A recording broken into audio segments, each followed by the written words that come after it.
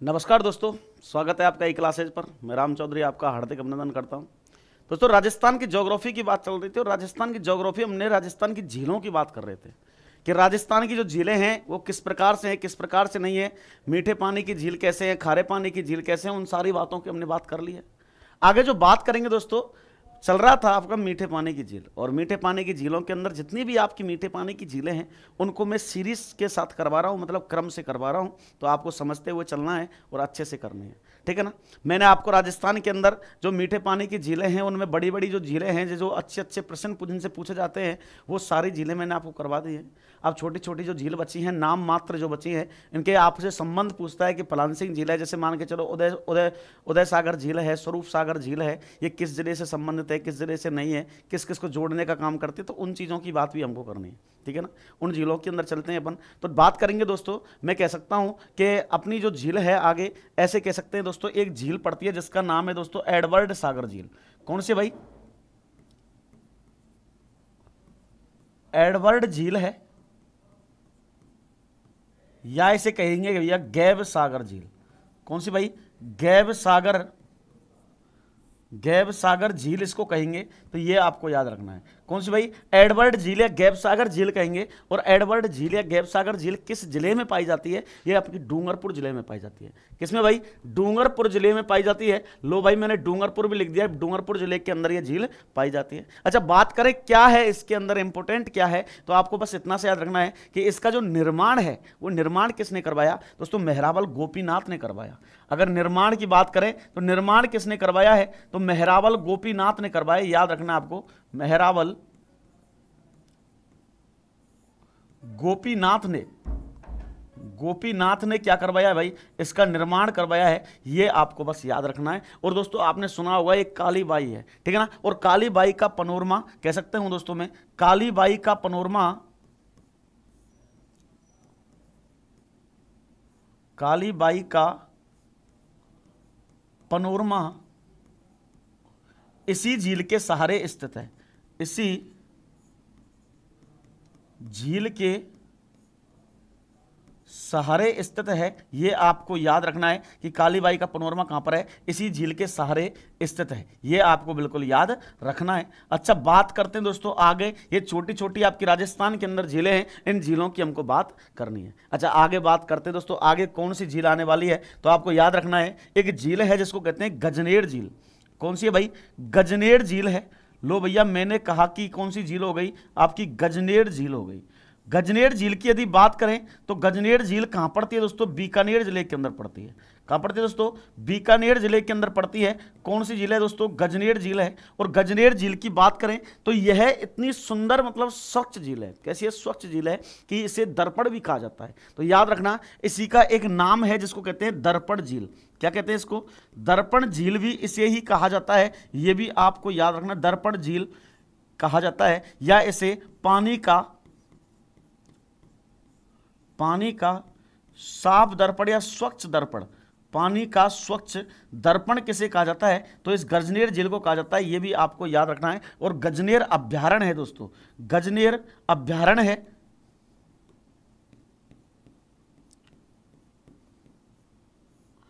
गजनेर अभ्यारण्य भी इसी के सहारे फैला हुआ है। यह भी आपको याद रखना है कि गजनेर अभ्यारण्य इसी के सहारे या इसी के पास स्थित है। ये आपको याद रखना है। अच्छा, बात करते हैं दोस्तों आगे और कौन कौन सी झील आने वाली हैं। एक झील की बात करूंगा दोस्तों जिसका नाम है कनक सागर झील। कौन सी है भाई? कनक सागर झील है। और कनक सागर झील की मैं बात करता हूं दोस्तों कि कहां पाई जाती है, कहां नहीं पाई जाती, तो आपको याद रखना है। आगे चलते हैं भाई, आगे चलते हैं अपन, और आगे देखना है कि कौन सी झील की बात करने वाला हूं मैं। वो झील है आपकी कनक सागर झील।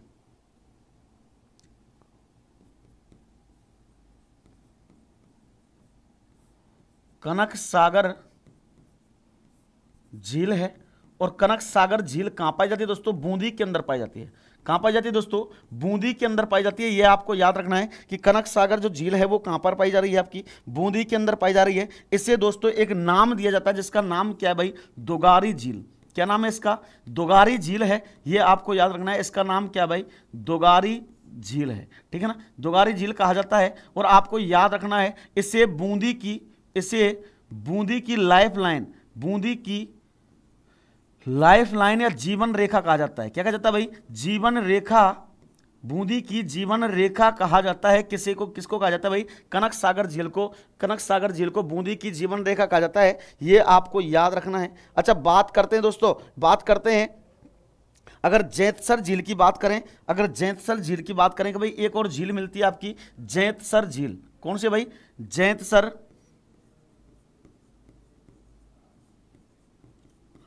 जैतसर झील की बात करें, और जैतसर झील भी कहां पर है दोस्तों? ये भी आपकी बूंदी के अंदर है। ये आपको याद करना है, याद रखना है कि जैतसर झील कहां पाई जाती है भाई? बूंदी के अंदर पाई जाती है। और बात करते हैं दोस्तों, बात करते हैं ये जो झील है, ये जो झील है किसके? तारागढ़ जो किला है, तारागढ़ जो किला है उसके क्या है? पास में है। और जैत मीणा के निर्माण करवाया था इसका। और बात कर सकते हैं इस झील की, ठीक है ना। आगे बात करें कि आगे और कौन कौन सी झील आने वाली है। मैंने कहा दोस्तों एडवर्ड झील आपको है गई है, गैब सागर झील से कहा जाता है, डूंगरपुर के अंदर है। और मेहराबल गोपीनाथ ने क्या करवाया? निर्माण करवाया।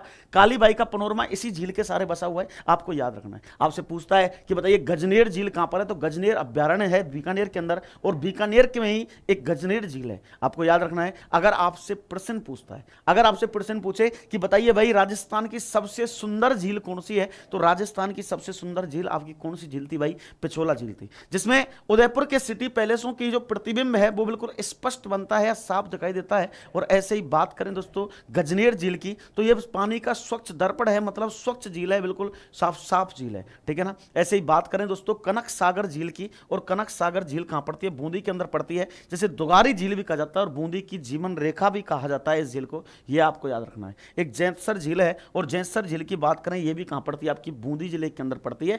ये बिल्कुल आपको विस्तार में याद रखना है। ऐसे ही बात करें दोस्तों, ऐसे ही बात करें, एक झील है जिसका नाम है बालसमंद झील। कौन सी झील भाई? बालसमंद झील है। और कह सकते हैं दोस्तों एक झील है जिसका नाम क्या भाई? बालसमंद झील, बालसमंद झील है। और बालसमंद झील कहां पड़ती है दोस्तों? जोधपुर जिले के अंदर पड़ रही है। कहां पड़ रही है भाई?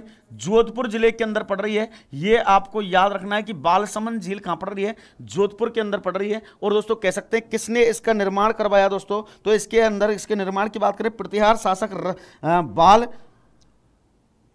कह सकता हूं मैं, अगर निर्माण की बात करते हैं, निर्माण की बात करते हैं तो प्रतिहार राव बालक द्वारा, प्रतिहार राव बालक द्वारा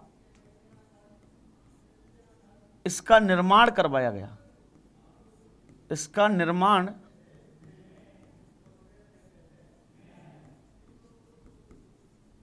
करवाया गया। ये आपको याद रखना है कि राव बालक द्वारा, प्रतिहार राव बालक द्वारा क्या करवाया भाई? इसका निर्माण करवाया। कौन सी झील का भाई? कौन सी झील का? बालसमंद झील का। ये बिल्कुल आपको क्लियर में याद रखना है, ठीक है ना। ये आपको क्या करना है? याद रखना है। ऐसे ही बात करें दोस्तों, एक झील पड़ती है और उस झील का नाम क्या है दोस्तों? इस झील का नाम है नंदसमंद झील।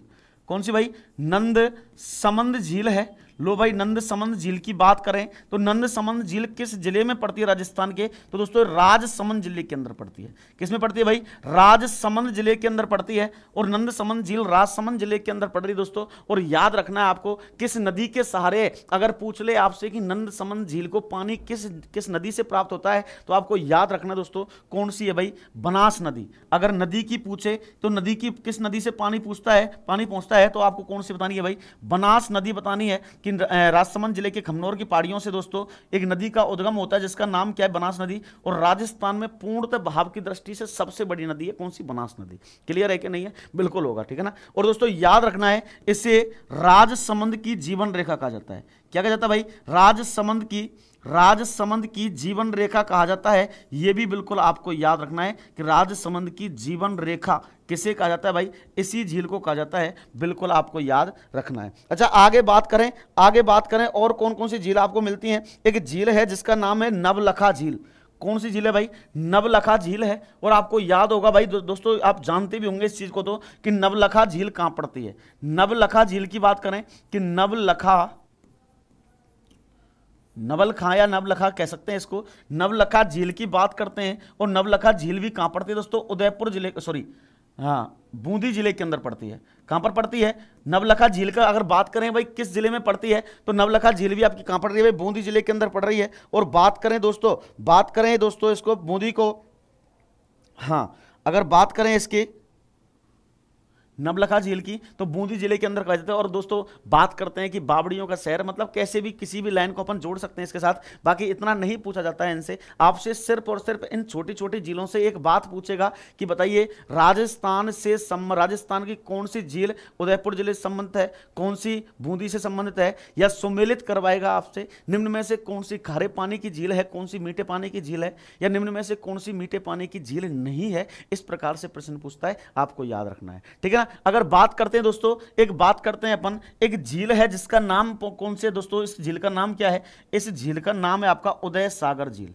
कौन सी है भाई? उदय सागर झील की बात करते हैं। उदय सागर झील की बात करते हैं तो कहां पड़ती है भाई? उदयपुर जिले में पड़ती है। कहां पर पड़ती है भाई? उदय सागर झील की बात करें तो कहां पर पड़ रही है? उदयपुर जिले के अंदर पड़ रही है। और बात करें, आपको इंपोर्टेंट याद रखना है, एक बनास नदी की एक सहायक नदी है जिसका नाम है बेड़च नदी। कौन सी है भाई? बनास नदी की एक सहायक नदी है जिसका नाम है बेड़च। और बेड़च नदी बेड़च बनने से पहले इस झील में गिरती है। क्लियर, याद रखना, एक आयड़ नदी है और आयड़ नदी इस झील में गिरती है और गिरने के बाद दोस्तों बेड़च कहलाती है। तो याद रखना है, तो मैं कह सकता हूं इस झील में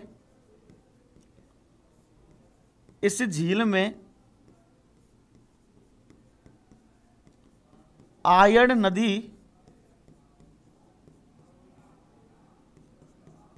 गिरने के पश्चात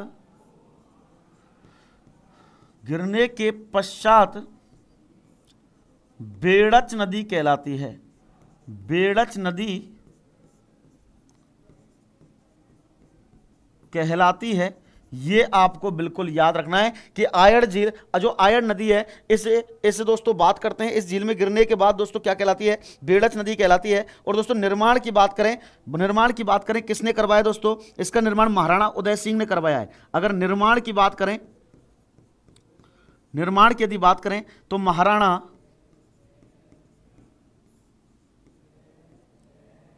उदय सिंह ने करवाया है। अगर निर्माण की बात पूछी जाए कि निर्माण इस झील का किसने करवाया है, तो उदय सिंह ने करवाया है। और कब करवाया दोस्तों? 1555 से, कह सकता हूं मैं 1555 से 1565 के अंदर करवाया है। कब करवाया दोस्तों? 1555 से 1565 के अंदर करवाया है। किस झील का निर्माण करवाया दोस्तों? 1555 से 1565, या कह सकते हैं 1559 भी कह सकते हैं। आपको यह भी याद रखना है कि 1559 भी यहां माना जाता है, यहां 1559 भी माना जाता है, 1559 भी माना जाता है, 1555 भी माना जाता है। आपको याद रखना है। और बात करते हैं दोस्तों इस झील के बारे में, अगर बात करें दोस्तों कर्नल जेम्स टोड ने क्या बताया इस झील के बारे में, तो मैं कह सकता हूं दोस्तों कर्नल जेम्स टोड के अनुसार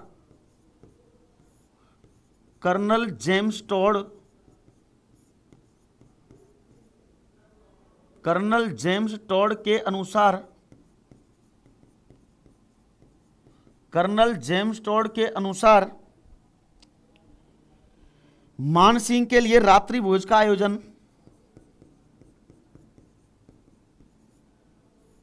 मानसिंह के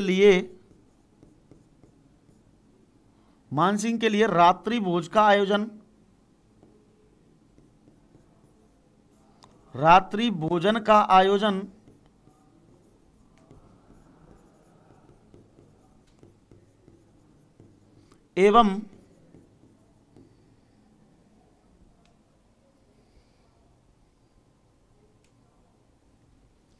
एवं अपमान की घटना इसी झील के सहारे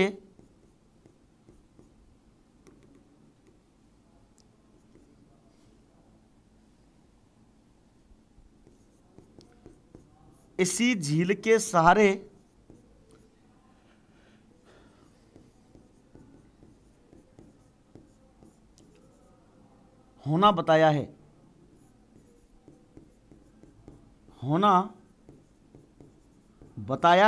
ये आपको क्लियर याद रखना है कि भाई मानसिंह के रात्रि भोज का आयोजन भी इसी झील के सारे के होना बताया है। और दोस्तों अपमान की घटना भी इसी झील के सारे होना बताया है, ये आपको याद रखना है। अगर बात करें दोस्तों अगली झील की, तो आपको याद रखना है कौन सी भाई, कौन सी है दोस्तों, स्वरूप सागर झील है। और स्वरूप सागर झील की बात करें किस जिले के अंदर पड़ती है, अगर बात करें नेक्स्ट झील की, तो आपकी झील आती है स्वरूप सागर झील। कौन सी भाई, स्वरूप सागर झील है, स्वरूप सागर झील है। और स्वरूप सागर झील भी कहां पड़ती है, आपकी उदयपुर जिले के अंदर पड़ती है। यह भी आपको याद रखना है कि स्वरूप सागर झील क्या कहां पड़ रही है दोस्तों, उदयपुर जिले के अंदर पड़ती है, याद रखना है आपको, ठीक है ना। यह आपको याद रखना है कि स्वरूप सागर जो झील है पूछी जाती है, काफी बार पूछी जाती है, प्रश्न काफी बार पूछा जाता है, तो यह भी आपको याद रखना है। अगर बात करें कि किसने बनवाई है, अगर निर्माण की बात की जाए, अगर निर्माण की इसमें बात की जाए कि निर्माण किसने करवाया है, निर्माण की बात करें तो 1857 में करवाया, किसने करवाया भाई, महाराणा स्वरूप सिंह ने। किसने करवाया भाई, 1857 में स्वरूप सिंह ने इसका क्या करवाया, निर्माण करवाया है। और बाकी बात आपसे पूछे कि बताइए भाई क्या काम करती है ये झील, कैसे कैसे इसको जानते हैं, तो आपने सुना होगा एक झील है जिसका नाम है पिछोला झील। और पिछोला झील को पहले ही पढ़ा चुका हूं मैं। पिछोला झील एवं फतेह सागर झील, कौन सी भाई, फतेह सागर झील को जोड़ने का काम करते हैं। फतेह सागर झील को जोड़ने का काम करती है, कौन सी भाई, जोड़ने का कार्य करती है, कौन सी भाई, जोड़ने का कार्य करती है। ये आपको याद रखना है कि फतेह सागर झील और पिछोला झील को क्या करती है, जोड़ने का काम करती है, कौन सी झील, स्वरूप सागर झील। तो ये है दोस्तों आपकी मीठे पानी की झील राजस्थान के अंदर। और मीठे पानी की झीलों की हमने बात कर ली है, जितनी भी मीठे पानी की झीलें हैं उन सारी की सारी झीलों की हमने बात कर ली है। अब बात करेंगे किसकी भाई, खारे पानी की झीलों की। किसकी बात करेंगे अपन, खारे पानी की झीलों की बात करेंगे कि राजस्थान के अंदर खारे पानी की झील कौन कौन सी हैं और किस किस प्रकार से पाई जाती हैं, तो ये भी आपको याद रखना है। आगे चलते हैं, यहां तक आपको समझ में आया होगा, अगर नहीं भी आया है तो भी कोई बात नहीं है। आप एक बार दोबारा से वीडियो को जब देखेंगे तो दोबारा से चलाकर देखेंगे तो आपको समझ में आएगा, गारंटी है इस चीज की, वो आपको 100% समझ में आएगा। क्लियर है कि नहीं है, बिल्कुल क्लियर है साहब। अब चलते हैं किस झील के अंदर, चलते हैं भाई खारे पानी की झील। और राजस्थान के अंदर खारे पानी की झीलों की अपन को बात करनी है, तो पहले लिख रहा हूं मैं, राजस्थान में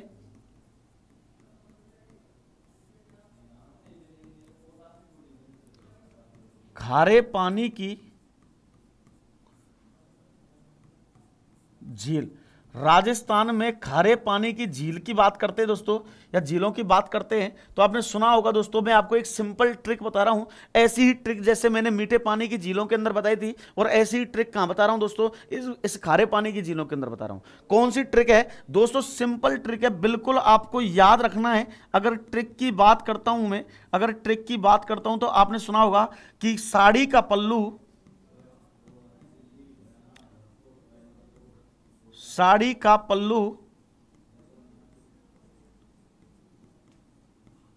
कुत्ता फाड़े रे। याद रखना है, साड़ी का पल्लू कुत्ता फाड़े रे। आपको बिल्कुल क्या करना है भाई, बिल्कुल शानदार तरीके से समझना है कि कौन कौन सी झील किस किस प्रकार से होने वाली है। इस ट्रिक के अंदर जो खारे पानी की झीलें हैं उनको अपन कैसे संयोग सकते हैं, कैसे रख सकते हैं। बात समझ में आ रही है कि नहीं आ रही, बिल्कुल आ रही होगी। मैंने कहा यहां साथ एक आपको दिख रहा है, और सा से एक झील बनती है जिसका नाम है सांभर झील। कौन सी झील है भाई, आपको एक झील मिलेगी और झील का नाम क्या है, सांभर झील है। इधर डी से एक झील आपको बनेगी जिसका नाम है डीडवाना झील। कौन सी झील भाई, डीडवाना झील आपको मिलती है। यह भी आपको क्लियर याद रखना है कि सांभर झील है और डीडवाना झील है, ठीक है ना। अगर का की बात करते हैं तो का से एक झील यहां बनती है, इसका नाम है दोस्तों काबोद झील। कौन सी झील भाई, काबोद झील है। यह भी आपको याद रखना है कि कौन सी झील है भाई, काबोद झील है। ऐसे ही बात करें यहां पैसे एक झील बनती है जिसका नाम है पचपदरा झील। कौन सी है भाई, पचपदरा झील है। अगर लू से बात करें तो यहां लू से एक झील बनेगी जिसका नाम है लूंड करंड सर। लूणकरणसर झील है, लूणकरणसर झील है, तो ये भी आपको याद रखनी है। अच्छा, और बात करते हैं और कौन कौन सी झीलें हैं जो आपको इस ट्रिक के अंदर देखने को मिलेंगी। दोस्तों एक झील है जिसका नाम है कू से बनेगी, और कू से बनेगी कुचामन झील। कौन सी भाई? कुचामन झील बनेगी, तो ये भी आपको याद रखना है। ये कौन सी झील बन रही है भाई? कुचामन, कुचामन झील बनेगी। और कुचामन झील के बाद में यदि बात करें कि आगे और कौन सी झील आने वाली है, यहां दोस्तों ता से एक झील बनेगी जिसका नाम है ताल छापर। कौन सी बनेगी भाई? ताल छापर झील बनेगी, यह आपको याद रखना है। अगर ऐसे ही बात करें, अगर ऐसे ही बात करें दोस्तों, तो यहां आपको कौन सी, यहां आपको दोस्तों यहां फा से एक झील बनेगी जिसका नाम है फलौदी झील। कौन सी है भाई? फलौदी झील है, ये भी आपको याद रखना है। और यहां दोस्तों आपको आगे, यहां आगे आपको कौन सी मिलेगी? आगे आपको कौन सी मिलेगी? डे से एक झील बनेगी जिसका नाम है डेगाना झील। कौन सी झील है? डेगाना झील है। और बात करें दोस्तों यहां रे से एक झील बनती है जिसका नाम है रेवासा झील। कौन सी भाई? रेवासा झील है। इस तरह से मैंने राजस्थान के अंदर खारे पानी की झीलों का क्या बताया भाई? नाम बताएं। अच्छा, खारे पानी की झील राजस्थान के अंदर कौन कौन सी हैं, किस किस प्रकार से उसको रख सकते हैं, तो आपको बस इतना सा करना है कि जो ट्रिक लिख रही है उस ट्रिक को आपको अच्छे से देखना है। उस ट्रिक को देखने के लिए बस इतना आपको करना है कि समझना है, मैं किसी भी झील के अंदर ट्रिक नहीं बता रहा हूं कि आपको ये चीज ट्रिक से याद करनी है। आपको सिर्फ कॉन्सेप्ट इतना याद रखना है कि भाई जो झीलें हैं वो हैं कौन कौन सी, उन झीलों की बात की है। क्लियर है कि नहीं है? अब चलते हैं भाई। मैंने बोला साड़ी का पल्लू, साड़ी का पल्लू कुत्ता फाड़े रे। कौन फाड़ रहा है साड़ी का पल्लू भाई? कुत्ता फाड़े रे। मतलब आपको दिख रहा होगा साड़ी का पल्लू कुत्ता फाड़े रे, आपको याद हो गई होगी बिल्कुल। यहां सा से बनी है सांबर झील। कौन सी झील भाई? सा से बनी है सांबर झील, और डी से बनी है डीडवाना झील। कौन सी झील भाई? डीडवाना झील। सांबर झील, डीडवाना झील। का से बनी है यहां काबोज झील, और पा से बनी है 55 झील। कौन सी भाई? 55 झील। यहां लू से बनी है लूणकरणसर झील, और कू से बनी है कुचामन झील। आपको जैसे जैसे वर्डिंग कर रहा हूं, जैसे जैसे शब्द दे रहा हूं, आपके लिए वर्ड दे रहा हूं, उन वर्डों के अनुसार आपको क्या बनाने, नाम बनाने हैं। ता से बनी है दोस्तों ताल छापर झील। यहां फा से बनी है फलौदी झील, फलौदी जोधपुर आपने सुना होगा। डे से बनी है डेगाना झील, और रे से बनी है रेवासा झील। अब ऐसा नहीं है कि राजस्थान के अंदर जो खारे पानी की झीलें हैं वो इतनी हो, इनके अलावा भी बहुत सारी झीलें हैं, उनको मैं कराऊंगा, लेकिन वो छोटी छोटी झीलें हैं, इस ट्रिक के अंदर नहीं ला सकते उनको अपन, ठीक है ना। एक ट्रिक होती है वो सिर्फ एक चीज को समेटने के लिए काफी होती है, और जरूरी नहीं है कि सारी की सारी बातें उस ट्रिक के अंदर आ जाएं, कुछ एक छूट भी जाती हैं। तो मैं इसीलिए बारंबार कहता हूं कि भाई कॉन्सेप्ट से पढ़ो। आप कॉन्सेप्ट रखोगे अपने अंदर तो आपको 101% दोस्तों क्या होगा, आपको सफलता मिलेगी। अगर आप ट्रिकों के पीछे चलते रहे तो ज्यादा दिन नहीं चल पाओगे। आपको ट्रिक सिर्फ लिमिट रखनी है कि हमको सिर्फ लिमिट में याद करना है, हर चीज ट्रिकों से याद नहीं करनी, ठीक है ना। चलते हैं भाई आगे, बात करते हैं दोस्तों खारे पानी की झीलों की। और खारे पानी की झीलों के अंदर बात करूं तो मैं कह सकता हूं दोस्तों, समझना थोड़ा सा, राजस्थान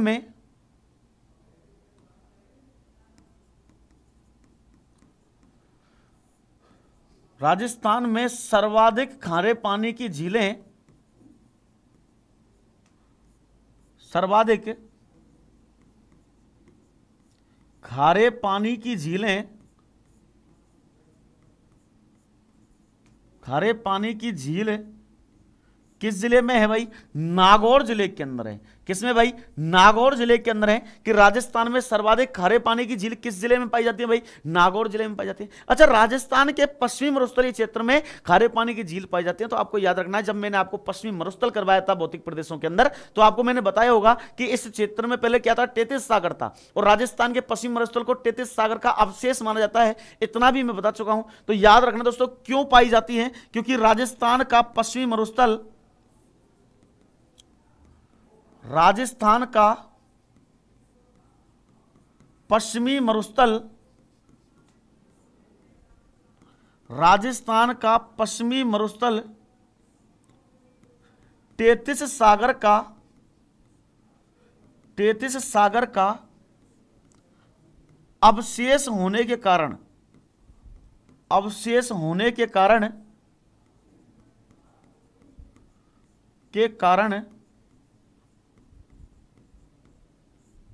अवशेष होने के कारण इसमें खारे पानी की झील पाई जाती हैं। खारे पानी की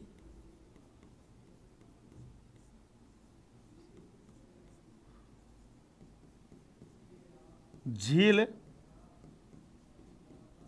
पाई जाती हैं।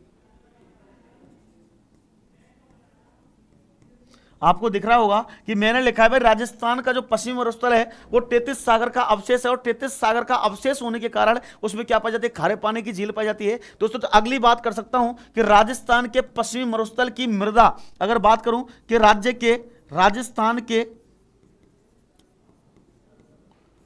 राजस्थान के पश्चिमी मरुस्थल में रेतीली बलुई मृदा पाई जाती है। रेतीली बलुई मृदा पाई जाती है, बलुई मृदा पाई जाती है। या कौन सी मृदा पाई जाती है भाई, लवणीय मृदा पाई जाती है। कौन सी पाई जाती है, लवणीय मृदा पाई जाती है। और लवणीय मृदा के अंदर बात करें कि किसी मृदा के अंदर ज्यादा लवण है, आपने देखा होगा, जैसे कह सकता हूं मैं कि जिस क्षेत्र के अंदर ज्यादा लवण है और मृदा के अंदर जब लवण होंगे तो उसमें बरसात का पानी पड़ेगा, और बरसात का पानी जब उसके अंदर पड़ता है तो दोस्तों पानी भरने के बाद वो कैसा हो जाता है, खारा हो जाता है। तो आपको यह भी याद रखना है कि लवणीय मृदा पाई जाती है, या फिर कौन सी पाई जाती है, रेतीली बलुई मृदा पाई जाती है। और रेतीली बलुई मृदा या लवणीय मृदा पाए जाने के कारण कह सकता हूं दोस्तों यहाँ का पानी, जो झीलों का पानी है वो कैसा है भाई, खारा है। आगे कह सकता हूं दोस्तों, आगे आपको समझना है कि राजस्थान में मैंने आपको मानसूनी शाखा बताई, और मानसूनी शाखा कौन कौन सी थी ये भी आपको पता होना चाहिए। तो मैं कह सकता हूं राजस्थान में आने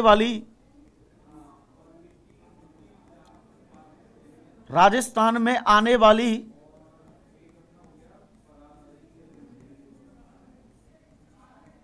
अरब सागरीय मानसूनी शाखा, अरब सागरीय मानसूनी शाखा जब कच्छ के रण से होकर गुजरती है, जब कच्छ के रण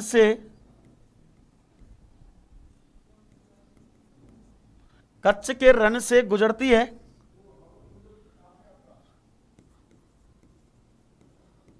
है तो अपने साथ लवण लेकर आती है, लवण लेकर आती है, लवण लेकर आती है, जिन्हें यह राजस्थान के पश्चिमी मरुस्थल में, जिन्हें यह राजस्थान के पश्चिमी मरुस्थल में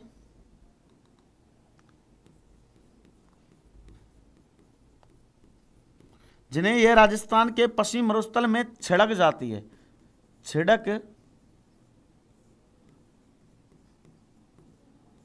जाती है। ये आपको याद रखना है कि जिन्हें वो क्या करती है, राजस्थान के पश्चिमी मरुस्थल में छिड़क जाती है। और पश्चिमी मरुस्थल में छिड़कने के बाद दोस्तों लवण जब छिड़क जाती है यहाँ पर, तो क्या होगा, लवण की जो मात्रा है वो यहाँ की मृदा में ज्यादा हो जाती है। और मृदा में जब लवण की मात्रा ज्यादा हो जाएगी तो उस कंडीशन में यहाँ पर दोस्तों क्या होगी, लवणीय पानी हो जाएगा, मतलब कहने का खारे पानी की झील मिलेंगी। आपसे कोई पूछता है कि राजस्थान के अंदर खारे पानी की झील क्यों ज्यादा है, क्यों सर्वाधिक है, तो आपको याद रखना है ये कारण मैंने आपको बताए हैं। उन कारणों के आधार पर आप कह सकते हो कि राजस्थान के पश्चिमी मरुस्थल में भाई क्या है, लवणीय मृदा है, जो अरब सागरीय मानसूनी शाखा है ये भी लवण छोड़ जाती है। और बात करते हैं दोस्तों यहां पर क्या पाए जाते हैं भाई, यहां पर 33 सागर का अवशेष है, और कह सकते हैं यहां खारे पानी की झील पाई जाती है। आपको यहां तक समझ में आया होगा बिल्कुल। अब चलते हैं पर्टिकुलर एक एक झील की बात करते हैं, और कौन कौन सी झील है, कौन कौन सी झील नहीं है, उन चीजों की बात करनी है हमको। तो समझना है और समझते हुए आगे चलना है। मैं बात करता हूं दोस्तों, पहले ही मैं बात करता हूं किस झील की, सांभर झील की।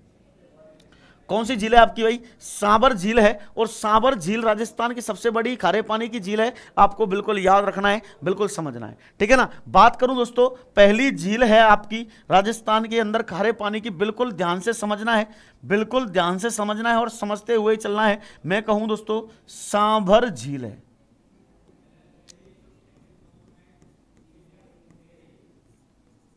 सांबर झील है। और सांबर झील मुख्यतः कहां पर पड़ती है? जयपुर के अंदर पड़ती है। कहां पड़ती है भाई? मुख्यतः जयपुर के अंदर पड़ती है सांबर झील। अच्छा, सांबर झील जयपुर के अंदर पड़ती है, तो मैं आपको एक चीज और बताना चाहता हूं, आप लोग थोड़ा समझिएगा। मैं कहूं दोस्तों कि मान के चलिएगा ये आपका राजस्थान है। अच्छा, आपने कुछ और पढ़ा होगा कि सब सांबर झील जयपुर के अंदर कैसे हो गई? ये तो नागौर और अजमेर जयपुर तीनों के अंदर है, तो एक बार समझना है अच्छे से। मैं आपको वही बताने की कोशिश कर रहा हूं दोस्तों। मान के चलिए यहां आपका एक जिला है, ये आपका एक जिला है जिसका नाम है नागौर जिला। यहां आपका नागौर जिला है, ये आपका अजमेर जिला है या जयपुर जिला है, थोड़ा सा देखिएगा।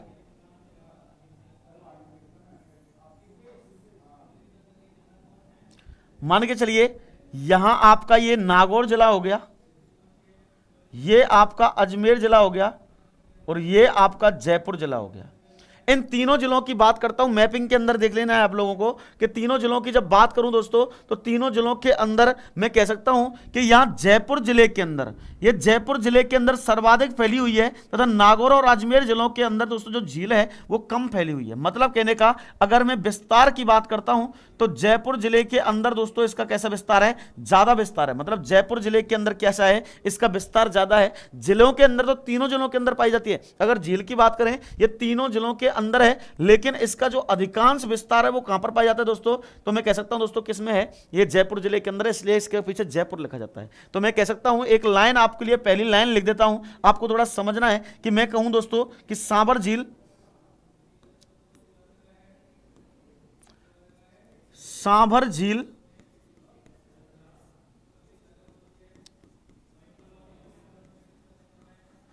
जयपुर, नागौर तथा अजमेर जिलों में फैली हुई है। अजमेर जिलों में फैली हुई है।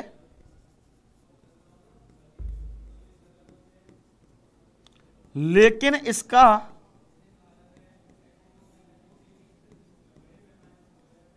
सर्वाधिक विस्तार किसमें है भाई? सर्वाधिक विस्तार जयपुर जिले में है। सर्वाधिक विस्तार जयपुर जिले में है, यह आपको याद रखना है। जयपुर जिले में,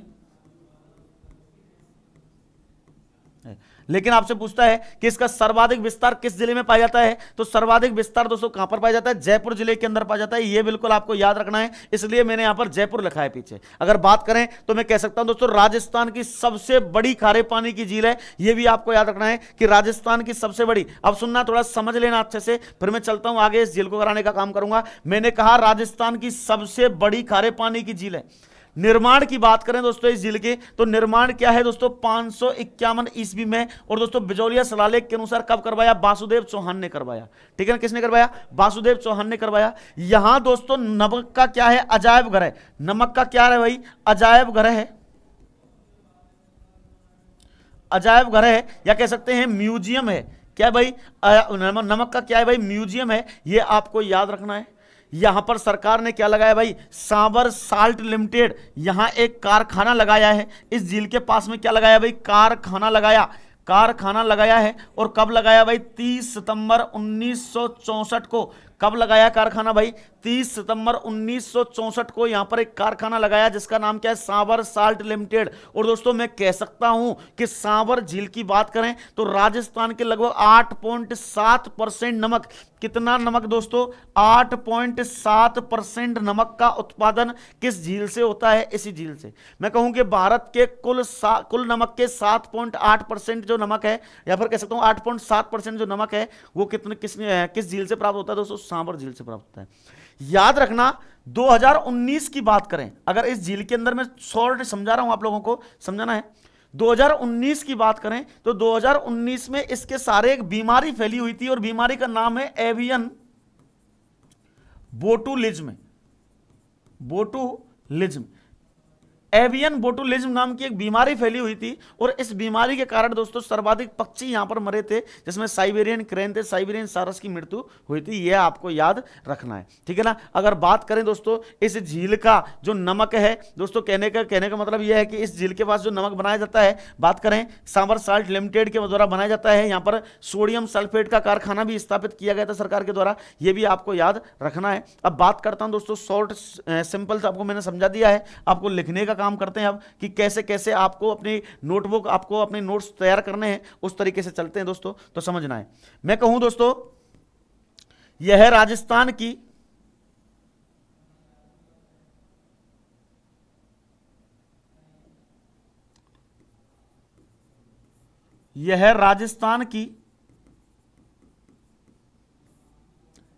सबसे बड़ी एवं भारत की दूसरी सबसे बड़ी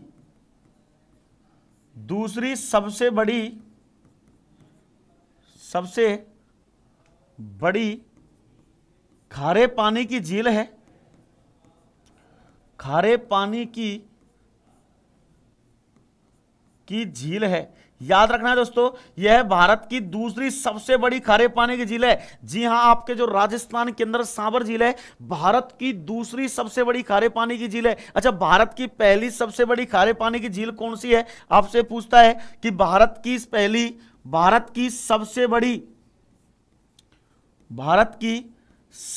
बड़ी खारे पानी की झील, खारे पानी की झील कौन सी है, कि झील कौन सी है दोस्तों, तो आपको याद रखना है दोस्तों, चिल्का झील है। कौन सी है भाई, चिल्का झील है। और कहां पर पड़ती है दोस्तों, उड़ीसा के अंदर पड़ती है। कहां पर पड़ रही है भैया, उड़ीसा के अंदर पड़ती है। कौन सी झील है, चिल्का झील है। मतलब कहने का जो पूर्वी तट है, भारत का पूर्वी घाट है, पूर्वी तट है, और पूर्वी तट पर झील पाई जाती है। अगर बात करते हैं कौन सी झील है, वो चिल्का झील है। अगर दोस्तों बात करते हैं इस चिल्का झील की आकृति की बात करते हैं, कि चिल्का झील की आकृति कैसी है, तो दोस्तों कैसी है, नाशपाती के समान है। कैसे भाई, नाशपाती के समान। नाशपाती देखी होगी आपने, खाई हुई होगी, कि नाशपाती के समान दोस्तों क्या मिलती है, इसकी आकृति मिलती है। और बात करें दोस्तों, प्रकार की बात करें कि प्रकार कैसा है इस झील का, अगर प्रकार की बात की जाए तो ये कयाल या लेंगुन झील है। कयाल या लेंगुन झील है, ये भी आपको याद रखना है। कयाल या लेंगुन झील है, यह भी क्या करना है, आपको याद करना है कि कयाल या लेंगुन झील कौन सी है भाई, चिल्का झील या उड़ीसा के अंदर पाई जाने वाली झील है, जो भारत की सबसे बड़ी कैसी है, खारे पानी की झील है। अगर मैं सांबर झील की बात करता हूं कि सांबर झील की आकृति कैसी है, यह भी आप थोड़ा याद कर लेना। कि बात करूं दोस्तों सांबर झील की आकृति, सांबर झील की आकृति कैसी है, सांबर झील की आकृति कैसी है दोस्तों, कैसी आकृति है इसकी आयताकार आकृति है। कैसी है भाई, आयताकार आकृति है, यह भी आपको याद रखना है। और प्रकार की बात करता हूं, प्रकार की यदि बात करता हूं कि प्रकार क्या है दोस्तों, तो ये बालसन का उदाहरण है। किसका उदाहरण है भाई, बालसन का उदाहरण है। याद रखना है कि बालसन का उदाहरण है, यह भी आपको याद रखना है। मैंने कल बताया था आपको कि बालसन क्या है, कि पहाड़ी क्षेत्रों की निम्न तलहटी में पाई जाने वाली जो झीलें हैं, मतलब कहने का जो समुद्र तल से निश्चित ऊंचाई पर उठी हुई रहती हैं, ठीक है ना, उसको कहते हैं बालसन झील। ठीक है भाई, तो प्रकार की बात करें तो कैसा है भाई, बालसन झील का उदाहरण है या बालसन का उदाहरण है। अच्छा, बात करूं और क्या मिलता है, आपको थोड़ा सा समझना है भाई, आपको थोड़ा सा समझना है और क्या क्या मिलता है, क्या क्या नहीं मिलता है इसके अंदर, तो चलिएगा भाई। अगर बात करें भाई सांबर झील आयताकार है, अगर निर्माण की बात की जाए कि निर्माण कैसे हुआ है, इस झील का निर्माण कैसे हुआ है, तो दोस्तों कह सकता हूं बिजौलिया एक शिलालेख प्राप्त होता है जिसका नाम है बिजौलिया शिलालेख। कौन सा भाई, बिजौलिया शिलालेख है। बिजौलिया शिलालेख है। अगर निर्माण की बात पूछी जाए दोस्तों तो एक शिलालेख यहां से प्राप्त हुआ। अगर बात करते हैं बिजोलिया शिलालेख, बिजोलिया कहां पर है? भीलवाड़ा के अंदर है। मतलब कहने का एक बिजोलिया शिलालेख प्राप्त हुआ और उस बिजोलिया इंस्क्रिप्शन के अंदर एक बात बताई गई कि इस सांवर झील का निर्माण 551 ईस्वी में किसने करवाया भाई? वासुदेव चौहान ने करवाया। किसने करवाया है? वासुदेव चौहान ने। तो कह सकता हूं बिजोलिया शिलालेख के अनुसार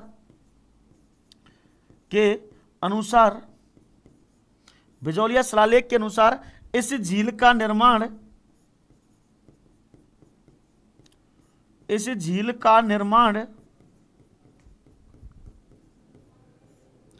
वासुदेव चौहान ने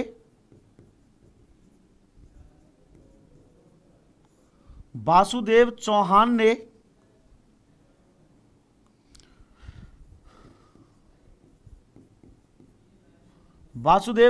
ने 551 ईस्वी में करवाया। यह भी आपको याद रखना है कि 551 ईस्वी में करवाया, ठीक है ना, करवाया, ठीक है ना। ये आपको याद रखना है कि भाई मैं कह सकता हूं कि इसका निर्माण के लिए यदि बात पूछी जाए कि सांवर झील का निर्माण किसने और कब करवाया, तो कह सकते हैं बिजोलिया शिलालेख के अनुसार इसका निर्माण 551 ईस्वी में किसने करवाया भाई? किसने करवाया है? अगर बात करें वासुदेव चौहान ने करवाया। क्लियर है कि नहीं है? यह कह सकता हूं दोस्तों। अब देखिए सांवर झील है आपकी, और सांवर झील के अंदर कई सारी नदियां हैं जो आंतरिक प्रवाह की नदियां हैं। जो आंतरिक प्रवाह की नदियां क्या करती हैं? इस झील में क्या करती है? अपना जल गिराती हैं। इस झील के अंदर क्या करती हैं? अपना जल गिराती हैं। दोस्तों याद रखना है, जैसे मान के चलो खारी है, खंडेला है, रूपनगढ़ है, मेंथा नदी है, इस झील के अंदर अपना क्या करती हैं? जल गिराती हैं। तो आगे इनकी बात हमको करनी है, तो याद रखना है दोस्तों, यह आंतरिक प्रवाह की सबसे बड़ी झील है।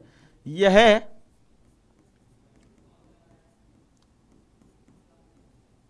आंतरिक प्रवाह की सबसे बड़ी झील है।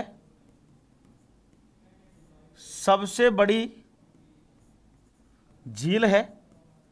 आपको याद रखना है कि यह आंतरिक प्रवाह की सबसे बड़ी झील है। और बात करते हैं दोस्तों इसके अंदर नदियां कौन कौन सी गिरती हैं। तो नदियों की जब बात की जाए, नदियों की जब बात करें कि नदी कौन कौन सी हैं, तो दोस्तों आपने सुना होगा, और राजस्थान के आंतरिक प्रवाह की नदियों में जैसे आपसे पूछता है कि निम्न में से कौन सी नदी, काफी बार प्रश्न पूछा भी गया है कि निम्न में से कौन सी नदी सांवर झील में गिरती है और कौन सी नहीं गिरती है, इस प्रकार से भी प्रश्न पूछा जाता है। तो आपको याद रखना है। मैं कहूं दोस्तों नदियों की यदि बात करता हूं, नदी की बात करता हूं, तो एक नदी है जिसका नाम है खारी, खंडेला, रूपनगढ़, मेंथा। कौन से भाई? खारी, खंडेला, रूपनगढ़, मेंथा है। खारी नदी भी इसके अंदर गिरती है, लेकिन वो दूसरी खारी अलग नदी है, दूसरी खारी नदी अलग है। इसके अंदर की बात करें, ठीक है ना दोस्तों। अगर बात करें कुछ नाले भी हैं, और नालों की बात करूं दोस्तों, तो एक नाला है जिसका नाम है ढूंढ नाला।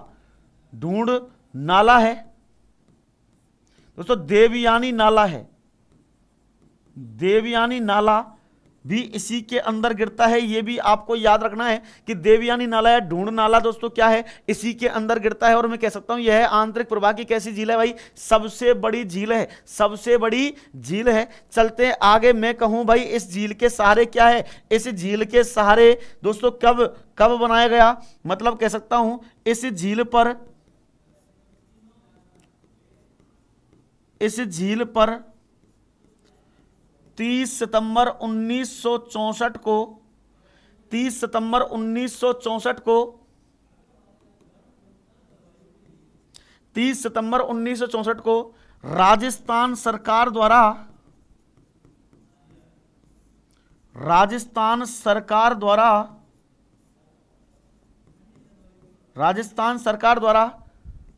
सांभर साल्ट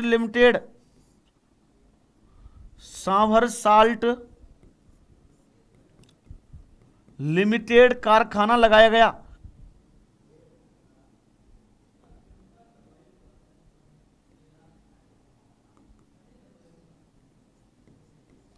लिमिटेड कारखाना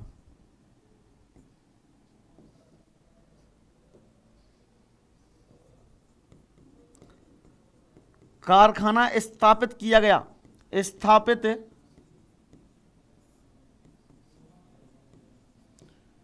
गया। ये भी आपको याद रखना है दोस्तों कि इस पर सांवर साल्ट लिमिटेड का क्या किया गया भाई, कारखाना स्थापित किया गया है। सांवर साल्ट लिमिटेड का कारखाना स्थापित किया गया है। और कब किया गया भाई, 30 सितंबर 1964 को। अच्छा, सांवर साल्ट लिमिटेड किसकी शाखा है, HCL Hindustan, HSL Hindustan salt limited. अगर शाखा की बात करें कि ये किसकी शाखा है तो दोस्तों याद रखना है हिंदुस्तान HSL,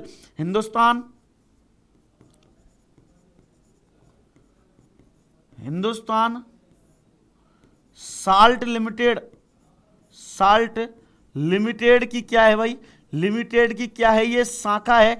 HSL मतलब हिंदुस्तान साल्ट लिमिटेड की क्या है भाई, शाखा है। ठीक है ना। आगे बात की जाए भाई, आगे और क्या क्या मिलता है इस झील के अंदर, थोड़ा चलना है भाई। यहां पर सरकार के द्वारा मैं कह सकता हूं, सरकार द्वारा सोडियम सल्फेट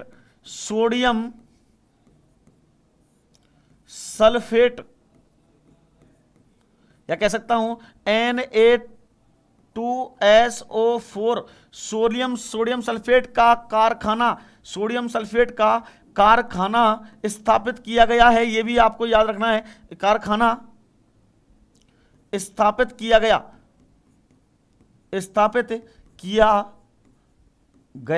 अच्छा, बात करता हूं दोस्तों कि इस सांबर झील के अंदर की बात करूं भाई, राजस्थान के अंदर सांबर झील है और सांबर झील पर जो संयंत्र स्थापित किए गए हैं वो राज्य सरकार और केंद्र सरकार के दोनों के युग में किए गए, मतलब कहने का दोनों के साझे में किए गए कि भाई जो भी योजना चलाई जा रही है, जो भी कारखाने चलाए जा रहे हैं वो राजस्थान सरकार और केंद्र सरकार की सहभागिता के द्वारा चलाए जा रहे हैं।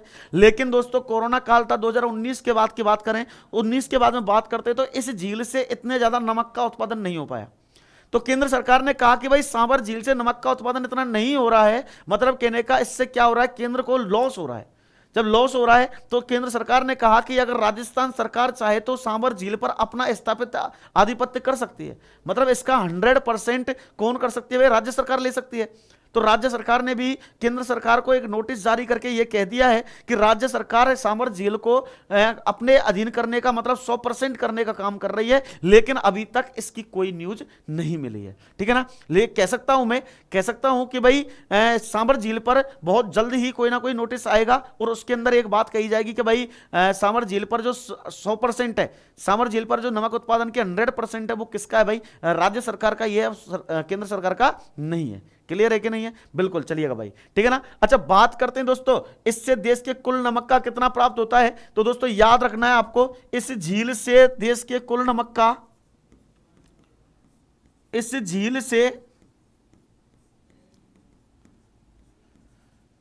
देश के कुल नमक का, देश के कुल नमक का 8.7% नमक, आपको याद रखना है कि देश के कुल नमक का कितना नमक प्राप्त होता है, तो 8.7%। या आपसे पूछ सकता है अगर 8.7% नहीं भी दे तो आपको याद रखना है दोस्तों 8 से 9%, 8 से 9% नमक प्राप्त होता है इस झील से। देश के कुल नमक का 8.7% या 8 से 9% नमक प्राप्त होता है, नमक प्राप्त होता है। ये आपको बिल्कुल क्लियर याद रखना है कि इस झील से देश के कुल नमक का कितना नमक प्राप्त होता है दोस्तों, 8.7% या कह सकता हूं दोस्तों 8 से 9% नमक प्राप्त होता है। अगर मैं बात करूं अभी जो कंप्यूटर इंस्ट्रक्टर है उसकी परीक्षा के अंदर पूछा हुआ है, तो उसके अंदर क्या पूछा हुआ प्रश्न है, तो आपको याद रखना है दोस्तों, आपसे पूछता है, हाँ जी, आपसे पूछता है कि राजस्थान, या कह सकते हैं कि सांबर झील, आपसे पूछ सकता है सांबर झील का अक्षांशीय और देशांतरीय अंतर कितना है या देशांतरीय विस्तार कितना है, तो आपको याद रखना है सांबर झील का, आपसे कैसे पूछ सकता है, आपसे पूछ सकता है कि सांबर झील का अक्षांशीय और देशांतरीय विस्तार,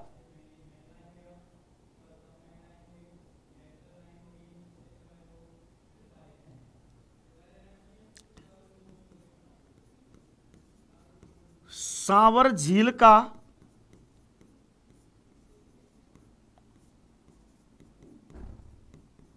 अक्षांशीय विस्तार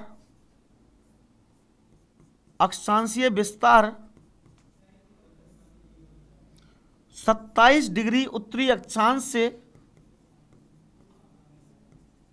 उत्तरी अक्षांश से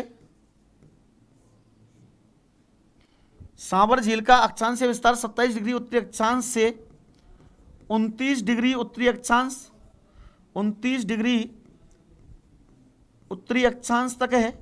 और बात करें दोस्तों देशांतरीय विस्तार की बात करें, अक्षांश तक है। और बात करें सांभर झील का देशांतरीय विस्तार की बात करें कि इसका देशांतरीय विस्तार कितना है, देशांतरीय विस्तार कितना है इसका, तो देशांतरीय विस्तार दोस्तों कितना है, अगर बात करें यहां पर 74 डिग्री 74 डिग्री पूर्वी देशांतर, 74 डिग्री पूर्वी देशांतर से 75 डिग्री पूर्वी देशांतर तक है, 75 डिग्री पूर्वी देशांतर तक है। यह भी आपको याद रखना है कि 74 डिग्री पूर्वी देशांतर से 75 डिग्री पूर्वी देशांतर तक इसका अक्षांशीय और देशांतर विस्तार है। यह आपको याद रखना है कि आपसे कथन और कारण में भी प्रश्न पूछ सकता है कि बताइए सांभर झील से देश के कुल नमक का या राजस्थान में सर्वाधिक नमक का उत्पादन होता है, बिल्कुल सही है। तो और दूसरा ऑप्शन दूसरा कथन दे सकता है आपसे कि सांभर झील का अक्षांशीय और देशांतर विस्तार है। आपसे कथन कारण में प्रश्न पूछ सकता है, इसमें कोई भी दोहराई वाली बात नहीं होनी चाहिए। आपको समझ में आ रहा होगा। अब आगे चलते हैं भाई, आगे चलते हैं। इसमें कितना मिलता है, मतलब मैं सांभर झील के अंदर की बात करूं और सांभर झील के अंदर से खुदाई की जाए, मतलब सांभर झील में जेसीबी के द्वारा खुदाई की जाए और लगभग मैं कितने की बात करूं, 4 या 5 मीटर की बात करूं, 4 या 5 मीटर की बात करता हूं तो लगभग दोस्तों मैं कह सकता हूं कि 4 मीटर की गहराई तक, 4 मीटर की गहराई तक 4 मीटर की गहराई तक इस झील से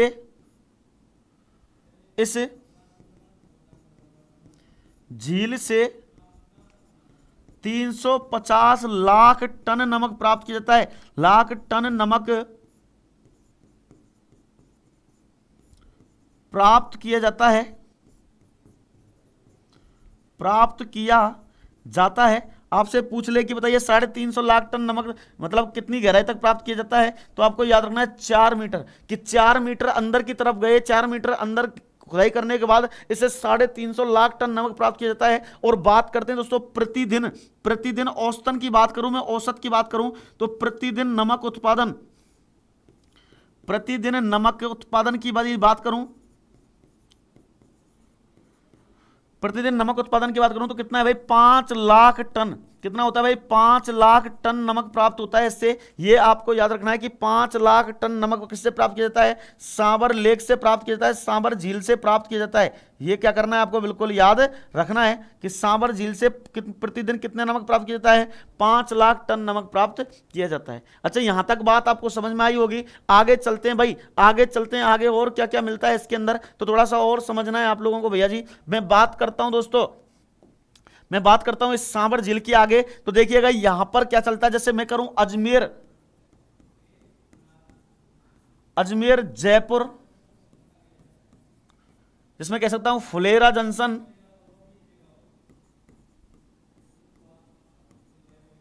फुलेरा जंक्शन की बात करूं, या फिर बात करूं दोस्तों नागौर के क्षेत्र की, या बात करूं नागौर में चलने वाली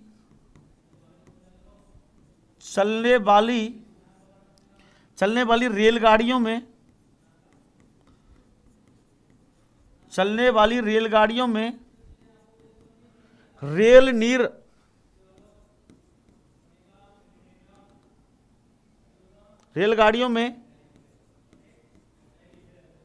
रेल नीर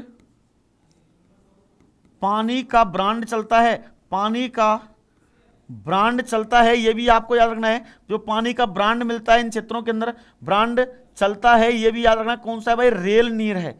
कौन सा है भाई, रेल नीर पानी का ब्रांड है जो इन क्षेत्रों के अंदर चलता है। अच्छा, आगे बात करें भाई और क्या क्या मिलता है, क्या क्या नहीं मिलता है, चलिएगा आगे चलते हैं आगे की तरफ। अब देखिएगा, मैं कहूं दोस्तों इस झील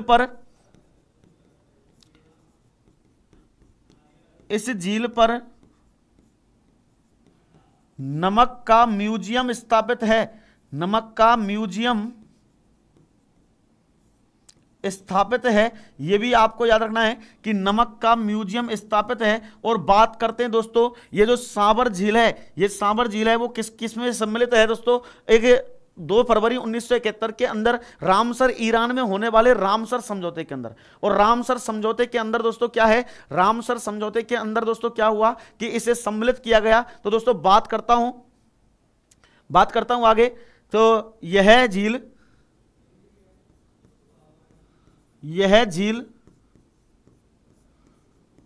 रामसर साइट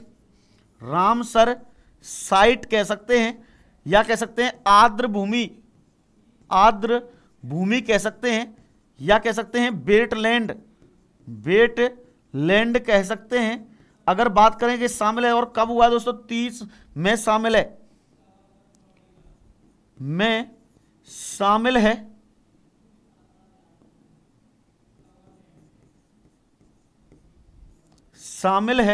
और बात करते हैं कब हुआ है दोस्तों, तो कब हुआ है ये 30 मार्च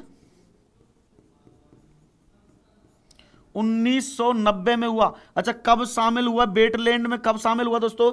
30 मार्च 1990 में शामिल हुआ है। और बात करते हैं दोस्तों, भाई कि राजस्थान के अंदर कितने रामसर साइट क्षेत्र हैं? तो राजस्थान में 2 ही रामसर साइट क्षेत्र हैं, आपको पता होगा। एक तो आपकी सांबर झील है, और एक बात करते हैं दोस्तों कौन सी है, केवलादेव राष्ट्रीय उद्यान, केवलादेव पक्षी अभ्यारण्य है, आपने सुना होगा, घना पक्षी विहार भरतपुर के अंदर, ठीक है ना। बात करें दोस्तों आगे चल के बात करें कि इस झील पर कौन आता है। इस झील पर मैं कह सकता हूं दोस्तों, इस झील पर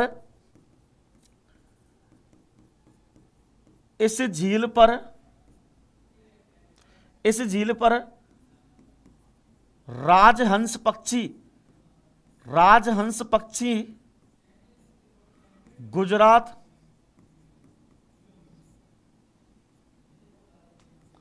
एवं इसको बोलते हैं कुरंजा या कुरजा पक्षी या कुरंजा पक्षी। कहां का भाई? खींचन जोधपुर। कहां का भाई?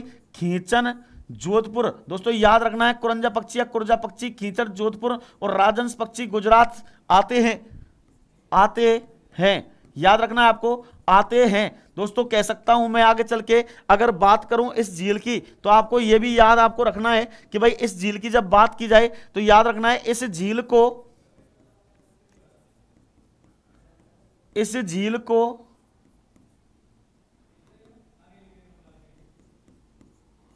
अंग्रेजों ने लीज पर लिया था। ये आपको याद रखना है कि अंग्रेजों ने इस झील पर किस पर लिया था भाई? लीज पर लिया था। मैं बात करता हूं दोस्तों 2019 की, और 2019 की जब बात की जाए तो मैं कह सकता हूं भाई 2019 के अंदर 2019 में इस झील के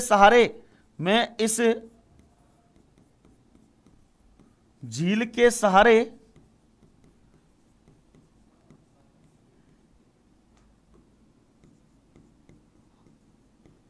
एवियन बोटुलिज्म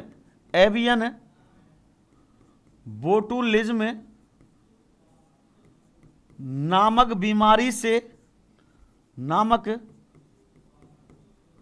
बीमारी से पक्षियों की मृत्यु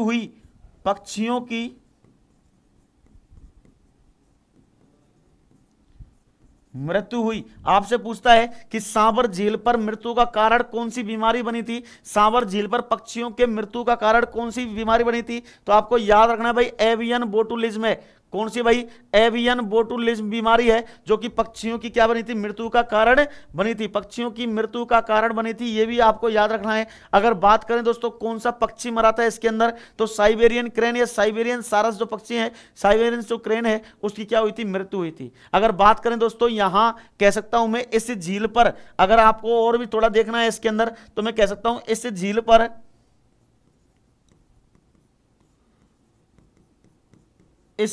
पर अकबर की विवाह स्थली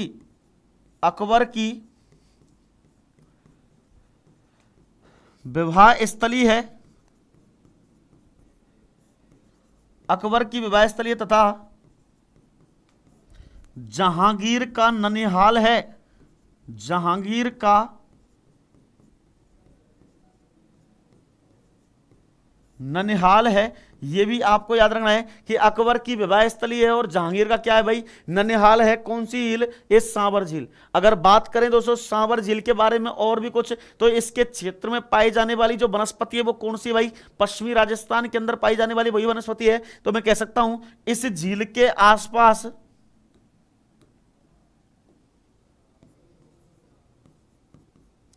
इस झील के आसपास दिख नहीं रहा होगा आपको, बिल्कुल भी चेंज कर लेते हैं एक बार। इस झील के आसपास कह सकता हूं मैं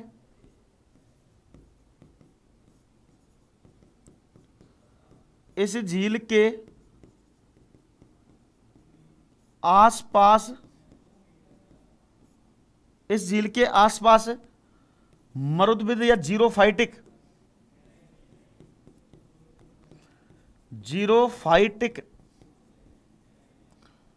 वनस्पति पाई जाती है, वनस्पति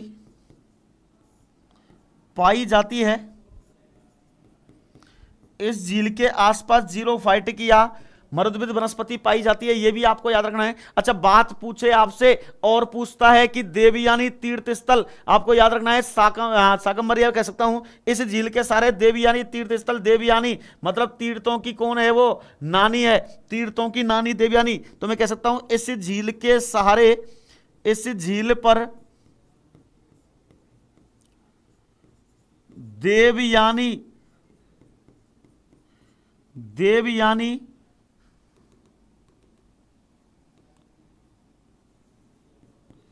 देवयानी या कह सकते हैं तीर्थों की नानी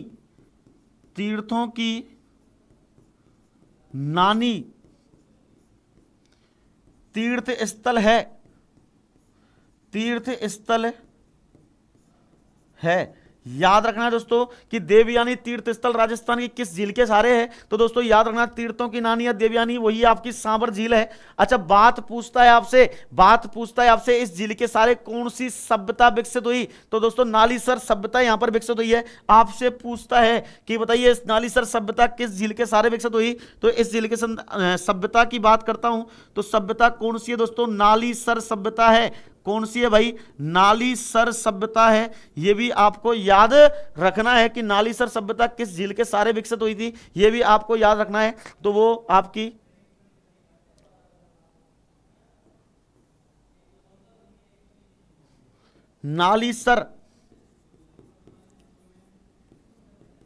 नालीसर सभ्यता है, यह भी यहीं विकसित हुई थी, ये आपको याद रखना है। अगर बात करें छोटी मोटी बातों की, तो छोटी मोटी बहुत सारी बातें हैं सांबर झील से, लेकिन एग्जाम पॉइंट ऑफ व्यू से पूछी जाती हैं, वो अधिकांश इन क्षेत्रों से, इन बातों से पूछी जाती है। तो आपको बिल्कुल अच्छे से समझ में आया होगा। एक बार अच्छे से आप एक बार दोबारा से इस वीडियो को देख लेना है, फिर ठीक है ना, फिर आपको समझ में आ जाएगा कि भाई कौन कौन सी झील मैंने आपको बताई है। तो सांबर झील मैंने आपको बता दी खारे पानी की झीलों के अंदर, और आगे बात करूंगा दोस्तों जो आपकी 55 है, डीडवाना है, और सारी झीलों के अंदर की बात करूंगा जितने भी खारे पानी की झील हैं। क्लियर है। और उसके बाद अपन नया टॉपिक चालू करने वाले हैं। तो इजाजत दीजिए जब तक के लिए, तो नमस्कार, धन्यवाद।